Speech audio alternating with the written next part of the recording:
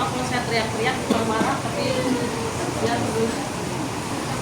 Alhamdulillahi antara sakinah fi qulubil mu'minin liyazdadu imanan ma'a imanihim asyhadu an la ilaha illallah wa asyhadu la syarika lah wa asyhadu anna muhammadan abduhu wa rasuluhu alladzi la nabiyya ba'da amma ba'du. Saya ucapkan terima kasih kepada Bapak Sakit atas kesempatan waktunya untuk saya bisa sharing kepada Bapak Ibu semuanya mengenai buku yang saya baca. Di antaranya ini ya Bapak Ibu Guru, yaitu perempuan pilihan surga. Kenapa saya lebih suka membaca buku itu tentang kewanitaannya, dan kalau saya menginjak usia 10 tahun ke atas itu lebih suka membaca buku tentang wanita, mau itu tentang agama Islam maupun tentang umum gitu ya. Karena kenapa? Karena alhamdulillah saya dari Allah dilahirkan dari orang tua saya berjenis kelamin perempuan. Oleh itu sewajibnya saya itu harus mempelajari ya apa sih wanita dalam Islam, karena saya lahir dalam keadaan Islam gitu ya, dari orang tua yang membela Islam gitu ya. Jadi saya sewajibnya harus mempelajari bagaimana sih kedudukan Islam di dalam kedudukan wanita di dalam Islam itu sendiri. Jadi diharapkan para pembaca juga saya gitu saat membaca buku ini diharapkan pertama menjadi istimewa penampilannya, bagaimana sih penampilan wanita menurut Islam, karena kita Islam ya, wayahnya kita mengikuti aturan Islam karena kita Islam gitu ya. Kedua, harmonis rumah tangganya, karena Islam itu mengajarkan bagaimana supaya rumah tangga itu berkat sampai ke surganya Allah bersama-sama. Islam itu ada tuntutannya, ada tuntunannya, ada pedomannya gitu ya. Ketiga adalah tentu ujiannya, karena ya setiap manusia pasti banyak ujiannya. Diharapkan membaca buku ini kita semuanya wanita gitu ya, menjadi tubuh itu menjadi kuat ketika ujian waktu itu datang dalam kehidupannya. Ketiga adalah kemudian akhlaknya, yang keempat adalah yang kelima percaya iman dan doanya. Jadi diharapkan dari penulis ketika kita semuanya membaca buku ini. Hanap geser deh, geser segatannya. Nah, ke bawah. Penulis dari nama penulis adalah Abdi Faiza Kulumuni. Beliau adalah umurnya sama saya beda jauh, beda setahun, lebih muda ini, dan sama-sama menyukai kesukaannya sama apa yang bisa tebak, sama-sama menyukai makan bakso. Jadi dari bakso itu melahirkanlah karya-karya buku yang sangat banyak. Jadi saya ketika mau makan bakso itu sambil mikir bagaimana sih terinspirasi dari kalau lagi galau nih, misalnya baca jalan lampung sambil baca sambil apa makan bakso teh menginspirasi buku-bukunya sehingga melahirkan banyak buku itu katanya sambil makan bakso katanya di buku ini. Sinopsis dari bukunya adalah setiap detak jantung mengingatkan kita kepada kematian. Bukan dulu ya. Setiap detak jantung mengingatkan kita kepada waktu yang ada batasnya kita di dunia, ya. Tetapi kita di akhirat itu tidak ada batasnya, kita kekal selamanya. Makanya di buku ini kita diharapkan, coba di sini saya mengenai. Apakah Bapak Ibu guru semuanya ingin masuk surga? Coba ke kanan. Semuanya nggak benar-benar mau ya. Yang kedua, apakah ini surga yang mendambakan kita? Apakah surga yang menghadirkan yang terus itu menanti kita? Surga itu menempatkan kita nih kita di dunia ini, surga menunggu kita. Apakah mau seperti itu? Apakah mau yang pertama?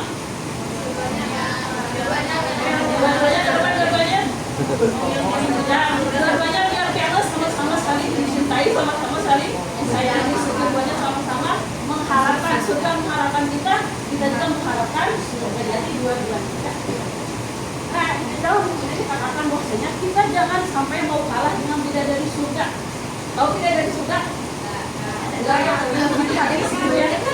Bidadari surga nggak wajar ya. Mereka jadi bidadari, tapi kalau kita mah tidak wajar.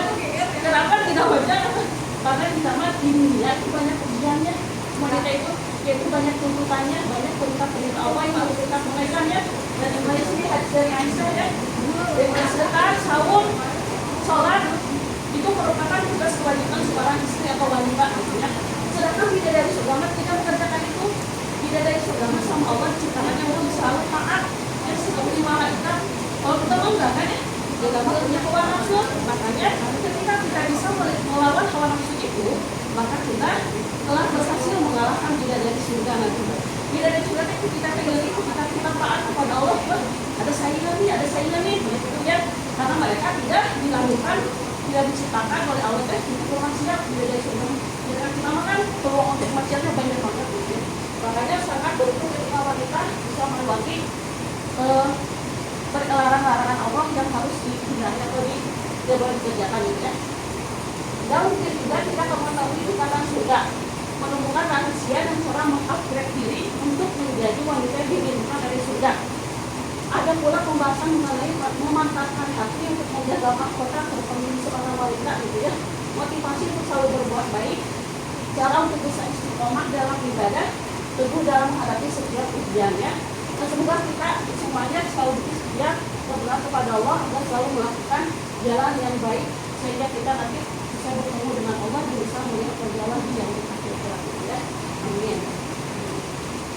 Seperti buku ini banyak ya materinya Bapak Ibu ini kan tebal. Itu setiap kita punya masalah, insya Allah ada di situ jawabannya ya. Di situ jawabannya ringkas gitu ya. Tapi ada hadis dan dalilnya serta ada kehidupan yang pernah dialami oleh penulis itu sendiri. Gitu ya. Nih, saya di bab ini lebih menyukai materi ini. Kenapa? Karena sesuai dengan saya pada saat ini status saya gitu ya pada usia saat ini. Yaitu apa? Memadukan hari dan tanggung jawab, bukan memadukan cinta ya Bapak Ibu Guru, tapi memadukan hari dan tanggung jawab. Maksudnya apa Bapak Ibu Guru? Saya kan ini kan sebagai ibu rumah tangga ya, punya anak 3, punya suami 1. Saya berdua gitu ya. Terus yang kedua saya karir juga. Kenapa saya disebut karir? Karena saya di sini terikat waktunya rumah sakitnya, terikat dari pagi sampai sore ya. Jadi saya harus yang pertama apa? Saya mencari ridho suami dulu. Kenapa? Karena dalam hadis kalau manusia disuruh sujud kepada Allah, maka ketika setelah sujud kepada Allah, seorang wanita harus sujud kepada suaminya. Jadi setelah Allah kita harus lebih taat kepada suami daripada kepada kedua orang tua kita, gitu ya. Jadi pertama ridho suami. Ibu boleh semuanya dapat ridho semuanya di sini? Ridho. Yang karena itu akan menjadi memudahkan kita dalam di sini gitu ya, dalam aktivitas. Yang kedua tentukan prioritas. Yang kedua tentukan prioritas saya ketika mengajar gitu ya. Didikan oleh suami itu ketika corona karena di rumah itu suami gitu ya. Kita delay kita keluar kota semua mulai juga ya akan ke Jawa kemana video setelah ini sekarang corona terjadi saya kan kesel di rumah soalnya biasanya keluar rumah di rumah nggak cicing gitu ya di karantina gitu karena di lockdown gitu ya. Makanya waktu itu ada lowongan dari Pandi atau informasi itu tuh bisa mau ngajar bismillah apa yang saya izin ke suami apa umi alasan mau ngajar ya saya mah mau ngajar karena gitu ya ya pokoknya jangan sampai dia mengajar tuh mau mencari rezeki karena sama Allah rezeki setelah menikah itu ada di suami sih mau kita kalau ke suami tapi rezeki aku jadi berkurang karena berpindah ke umi tapi ya udah saya niatnya sama Allah saya ingin mengembangkan ilmu saya ingin mengembangkan bakat saya gitu terus ya tapi tentunya dengan syarat suami ya apa syaratnya yang ketiga Ryan. Perhatikan hubungan pribadi dan keluarga. Jadi ketika saya mengajar ke sini jangan sampai tapi galau gitu. Alah, mau meninggalkan rumah galau karena ada tanggung jawab suami dan anak ketika ke sekolah juga jadi tenang. Makanya ke suami saya, kalau saya udah kerja, prioritas saya dari pukul jam 7 sampai pukul 3 itu saya di sekolah. Abi kalau misalkan mau apa-apa umi itu tidak boleh di jam itu ya kecuali kalau anak kita sakit gitu ya kalau anak kita sakit misalkan selama itu hal yang biasa tidak mengkhawatirkan tapi harus berkorban gitu menjaga anak-anak kita karena umi sudah punya kewajiban di sini terikat oleh al-hidayah ketika pagi sampai sore. Yaudah suami itu bismillah alhamdulillah suami kan kerjanya jualan gitu di depan rumah jadi tidak terikat waktunya gitu ya. Yang kedua adalah kita harus memperhatikan keluarga kita. Kenapa? Walaupun kita berkabir, tetap nanti di akhirat itu yang akan dipertanyakan itu bukan murid kita, bukan bagaimana kita ke teman kita, bagaimana kita ke Mas Habib juga atasan, tapi yang paling utama itu adalah diri kita sendiri. Yang kedua, bagaimana kita kepada suami kita. Yang ketiga, bagaimana kita kepada anak-anak kita, gitu ya. Itu yang akan nanti dipertanggungjawabkan sebagaimana dalam Al-Quran surat Al-Kahfi, mungkin pada hafalnya ayat 6. Dan ya ayyuhalladzina amanu qu anfusakum wa ahlikum nar. Jagalah hai orang yang beriman, jagalah keluarga kamu dari apa? Dari api neraka. Di sini jaga diri kalian nggak ada. Jagalah murid-murid kalian, jagalah teman-teman kalian, jagalah. Yang keluar itu diperintahkan kita diri kita sendiri dulu, hubungan pribadi diri kita dengan keluarga. Ya makanya saya ketika mengajar itu jangan sampai anak saya sekarang bersekolah gitu ya, jangan sampai saya pikir ketinggalan, abi ngajar ke budak lain gitu ya, anak saya ketinggalan. Makanya saya berikhtiar sama suami di wayana kan diputar itu lebih banyak mendekatkan kepada orang tua pembelajarannya. Abi wayana dan abi cuma di rumah gitu ya. Alhamdulillah suami bersedia sehingga alhamdulillah sampai ini di kelasnya tidak pernah tertinggal ya. Alhamdulillah selalu masuk 3 besar, pun dengan tasmi selalu cepat karena ada suami yang mau bekerja sama dengan baik. Itu yang saya syukuri banget sampai hari ini diberikan suami yang soleh, amin. Dan ketiga adalah komunikasi. Komunikasi itu sangat baik ya dalam keluarga itu karena 90% utuhnya rumah tangga itu ada di dalam komunikasi kita dengan pasangan. Misalkan suami aku pergi karena ngomong, misalkan Bu Siti suka cerita, suami aku putus takut. Suara katanya, tapi ada masanya kita bisa dengan suami ngobrol, misalkan sebelum tidur ataukah setelah kita mau memenuhi hak dulu waktunya. Memenuhi hak suami kita yang belajar gitu ya, itu adalah apa ini kan bagian kalau semuanya udah pada balik. Nah disitulah kita ngomong komunikasi dengan suami kita ketika kita ada masalah dalam keluarga ataupun sesuatu yang kita obrolkan untuk masa depan keluarga kita. Ketiga adalah yang selanjutnya ketika kita menentukan karir dan juga ibu rumah tangga, maka tidak boleh tabarus. Apa yang tahu tabarus? Kalian tahu tabarus? Berhias berlebih niatnya karena untuk menarik perhatian orang lain, bukan karena suami kita atau karena Allah gitu ya. Ya karena Allah, karena suami gitu ya. Yang selanjutnya menjaga kehormatan wanita ya. Karena waktunya sudah teknop menjadi muslimah terhormat di era media sosial sangat mudah, tetapi menjadi wanita terhormat itu sangat mahal. Wahai muslimah, media sosial memberi kita panggung ya, tapi Islam mengajarkan kita kehormatan. Sebagaimana dalam surat Al-Ahzab kita dilarang bertabaruj ya. Apa itu tabaruj?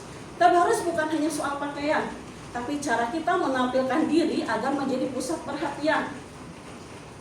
Hari ini banyak wanita yang berlomba tampil, berlomba ingin dilihat, berlomba ingin dipuji. Padahal kehormatan seorang muslimah bukan pada seberapa banyak yang melihatnya, tapi seberapa banyak dia menjaga dirinya. Mari kita sama-sama muhasabah diri. Boleh kita punya media sosial karena udah zamannya ya. Kita boleh berkarya, kita juga boleh berbagi ilmu dengan menjadi guru di saat pada hari ini kita pada saat ini ya. Tapi coba tanya pada hati kita masing-masing. Apakah ini membawa pada kehormatan? Ataukah malah kita justru mengurangi rasa malu kita kepada Allah? Coba tanya pada masing-masing ya. Kehormatan tidak lahir dari mencari perhatian. Muslimah itu bukan menjadi tontonan. Muslimah itu untuk dimuliakan. Kalau ingin dikenal, dikenalilah karena ilmu dan akhlakmu, bukan karena gerakan dan sensasimu. Simpulannya pas itu gak waktunya. Simpulan dari buku ini adalah banyak informasi tentang kisah para nabi ya, istri Nabi dan sahabat Nabi. Dalam Islam ya, dalam Islam itu di hadis katakan betapa Nabi itu sama Allah disyariatkan menikah dari 9 wanita, dari 1 wanita. Kenapa ada yang tahu? Kenapa kalian suka mendengarkan ceramah Ustaz Adia, suka rutin di TSM, itu rutin ngebahas tentang para istri-istri Nabi ya. Itu salah satunya karena semua istri Nabi itu gambaran semua para istri yang ada di muka yang ada di dunia ini. Jadi ketika kita belajar para istri Nabi, saya termasuk yang mana nih? Misalkan Khadijah, beliau seorang istri yang taat ya kepada suaminya. Ketika Rasulullah itu selalu tenang, ketika di samping Rasulullah, ketika di samping Khadijah itu selalu tenang ya, sejuk. Dan juga Khadijah adalah termasuk istri Nabi yang pintar berbisnis ya. Dan Khadijah juga satu-satunya istri yang apa? Yang tidak pernah dimadu. Makanya saya ke suami saya minta, saya ingin seperti Khadijah. Saya tuh nih, yang maksudnya saya tidak mau dipoligami, tidak mau. Kami kayak jantan Muhammad gitu. Yang kedua adalah Aisyah. Aisyah sama Allah diberi, Aisyah itu kan masa Allah ya, dia berikan ahli di bidang pendidikan. Tapi sama Allah diuji apa Aisyah yang tahu? Diuji apa? Dia dikasih keturunan. Apakah Nabi Muhammad tidak berdoa kepada Allah? Apakah Aisyah juga tidak berdoa kepada Allah? Siapa tidak mempunyai anak? Tidak. Apakah Abu Bakar tidak berdoa? pasti berdoa. Apakah doa-doa Abu Bakar, Nabi Muhammad, Aisyah tidak dikabulkan oleh Allah? Dikabulkan, tapi sama Allah dikabulkan dengan cara yang lain, yaitu dengan Aisyah lebih difokuskan kepada pendidikan sehingga bisa meriwayatkan banyak hadis. Ya, pada saat ini banyak hadis yang diriwayatkan oleh Aisyah karena 80% yang selalu mendampingi Rasul itu Aisyah, sehingga ketika meninggal pun Nabi Muhammad itu bukan ketika berperang.